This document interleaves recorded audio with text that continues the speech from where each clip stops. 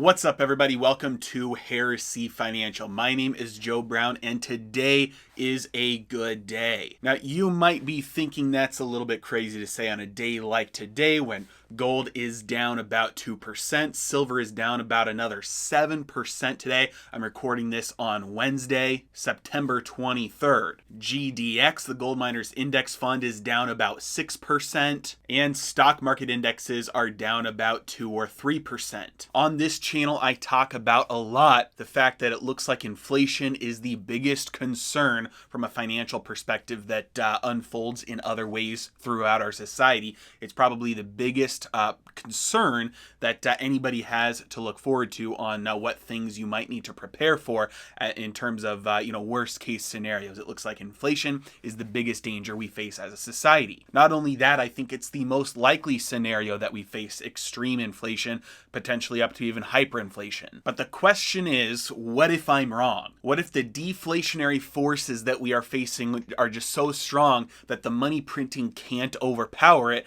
and the deflationary forces win out in the end, and the money printing has no effect, and we enter into a deflationary death spiral? Number one, and probably most important on most of your minds, is what happens to gold in a situation like that? And then number two, the environment that we're looking at right now, where this month of September particularly has been brutal for assets of all classes: gold, silver, miners, large cap stocks, tech stocks, small stocks. And so across the board, September has been a rough month for anybody who has long assets, especially with no hedges or no protection. So what if this is the sign of deflationary pressures overcoming the monetary expansion that has been taken into account by the market so far? And what if this trend continues and I'm wrong about inflation, we have deflation? What then and why? Let's dive in.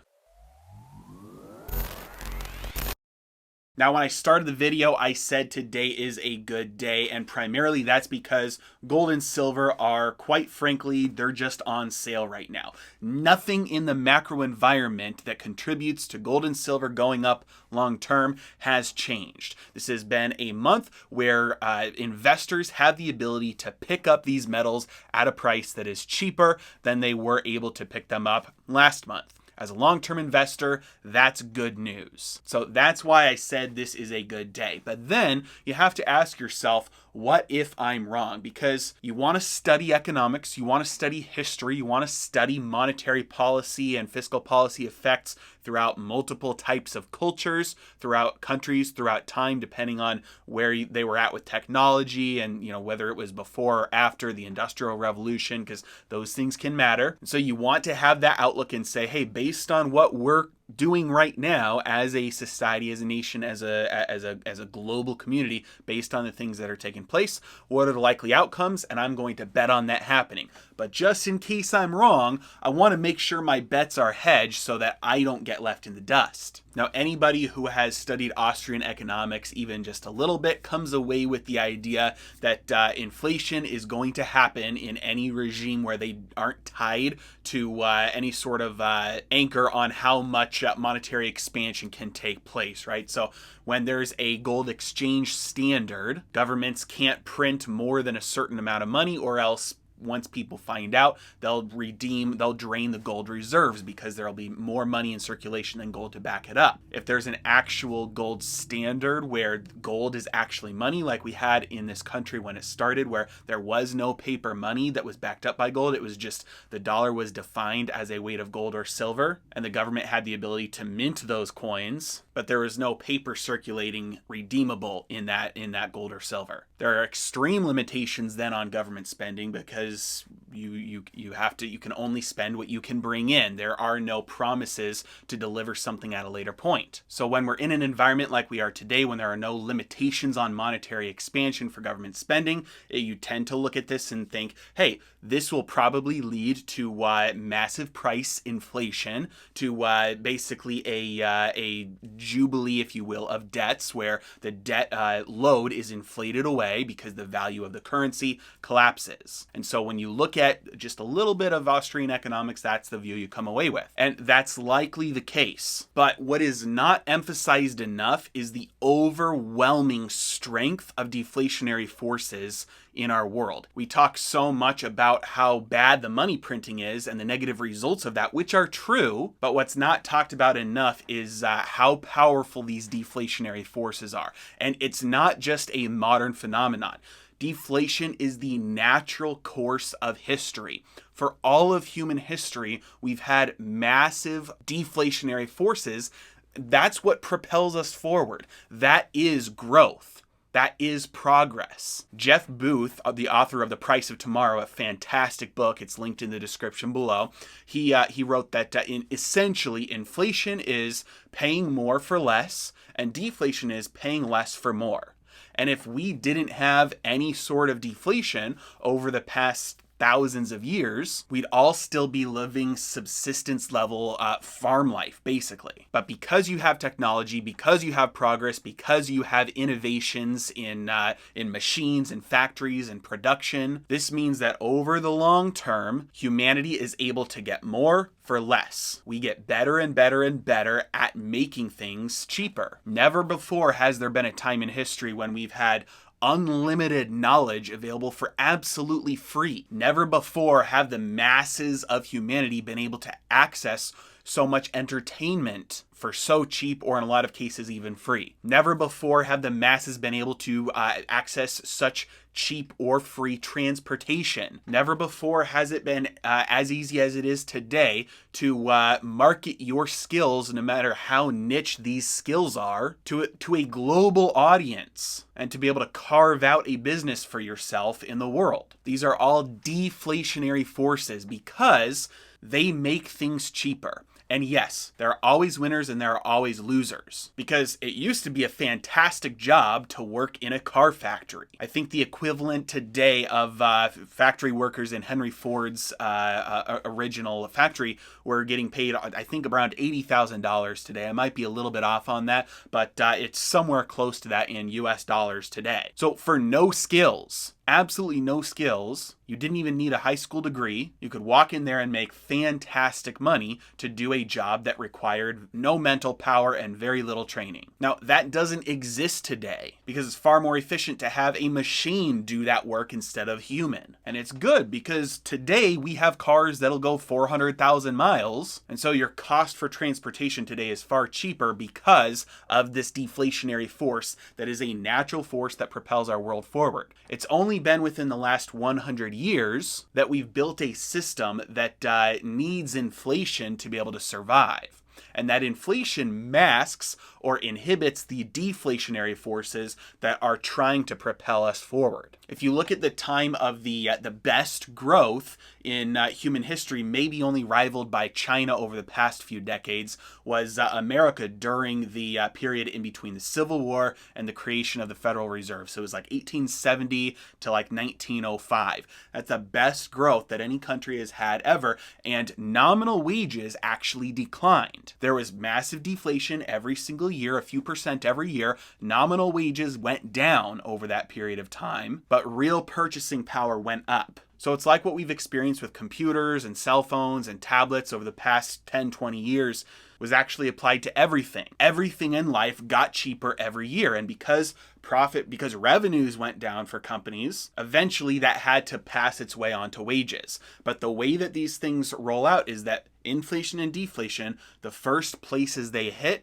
is normally asset prices, and then they make their way into the prices of goods and services, and then they make their way into the price of labor or wages. And so things get cheaper over time, and eventually, yeah, you're going to get a pay cut because they can't afford to continue their business unless they're paying less for their costs, and wages are one of those things. But if your cost of living decreases by 10%, but your paycheck only gets cut by 5%, you just got a raise. It's the opposite of what we have today, where your cost of living goes up 5-10% every single year, because inflation doesn't measure your cost of living. Inflation measures things that are outside of your cost of living. So your food goes up, your rent goes up, your transportation goes up, your healthcare goes up, your education goes up. And if you're not getting a 5 to 10% raise every year, you're losing purchasing power every year. And so the fact of the matter is that we do have massive deflationary pressures that are just natural forces of how life works. But because we've built a system that is reliant on inflation, when those deflationary forces finally break through,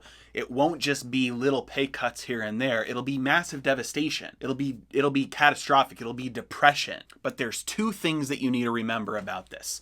Number one, it's healthy and it's good. Yes, there's winners and losers, but in a deflationary system where deflation takes hold, the incentives are aligned to where the winners and the losers are beneficial to society. A deflationary system, the losers are the ones who are irresponsible with money, who load up on debt, who make malinvestments. And the winners are the ones who are responsible and who save more than they earn, whether it's individuals or corporations. Then they have the ability to purchase those assets when they go on sale. It transfers ownership from the incompetent to the competent in a society. And by and large, the winners are the ones who, percentage-wise, it's the lower income people, it's the poor people. They're the ones that benefit the most because you might not be able to make ends meet this year, but next year things will be cheaper so you can make ends meet. And the year after that, now you might have a little bit to save. The opposite of the system we face right now.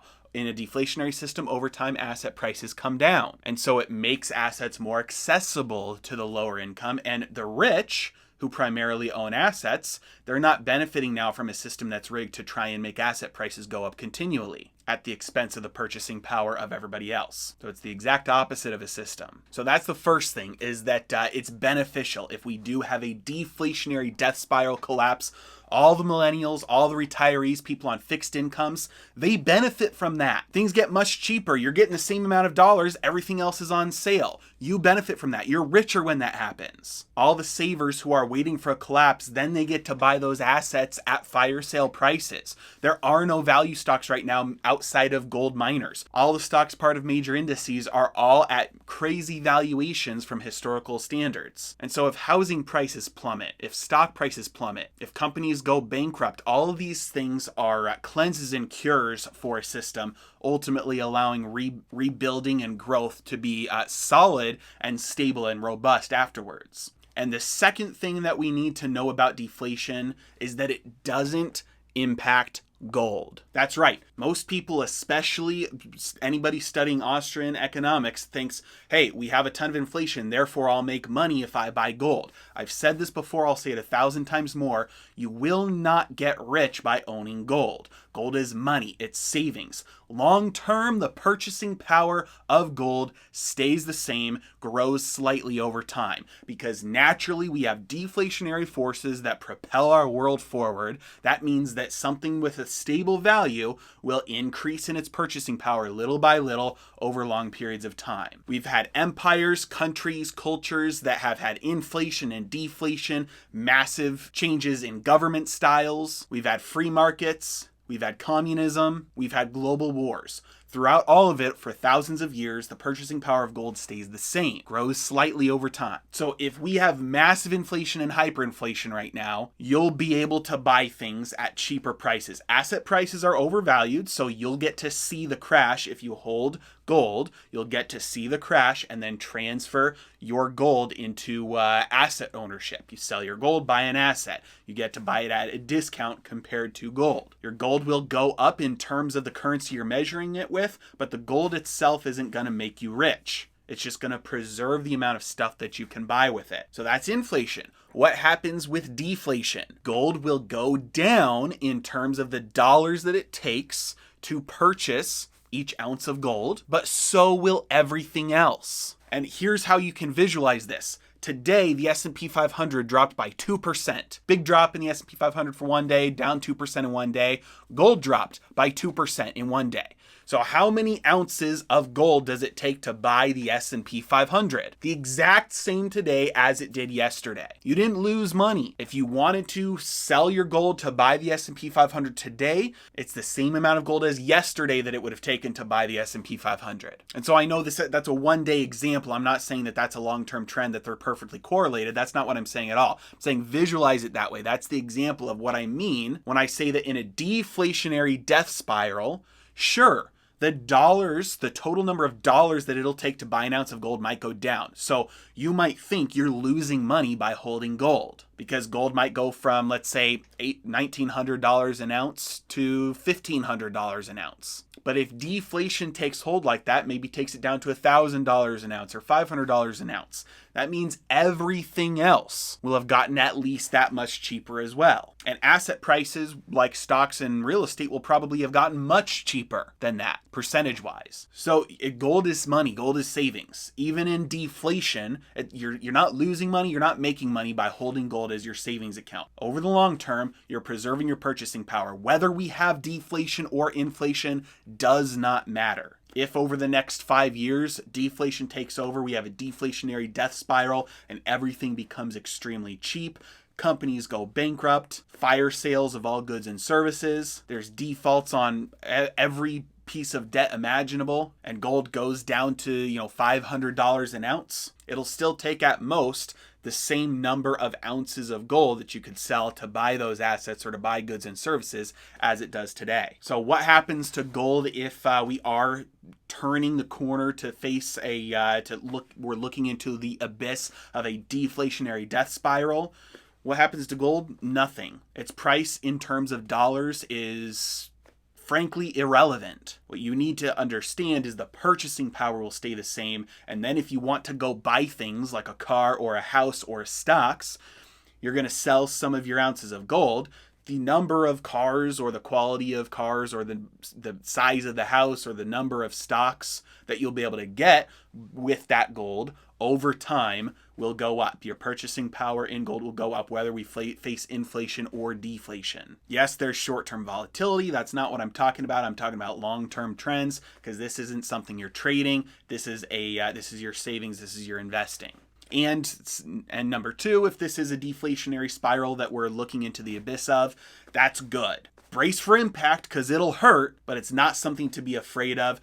Things will go on sale, things will get cheaper, and long term, it will provide the fertile ground for amazing growth. Just like after a forest fire sweeps through, that provides the nutrients in the soil necessary for a massive, really good, healthy growth afterwards. And if you'd like to take advantage of the what looks like very temporary cheap gold prices right now, and you're thinking, hey, this is a good opportunity, I've been waiting for a pullback, but you don't know how to buy gold, today is the last day of my sale on my new guide on how to buy gold. It's the ultimate guide. It's a 70-minute video that takes you through every area, whether it's savings, investing, your brokerage account, your retirement account, how you can practically buy gold, what the best ways are, what all the different options are, and then the pros and cons of each, and then I'll guide you through what the best ways are to buy gold. And I have a document with all of the relevant links attached to it.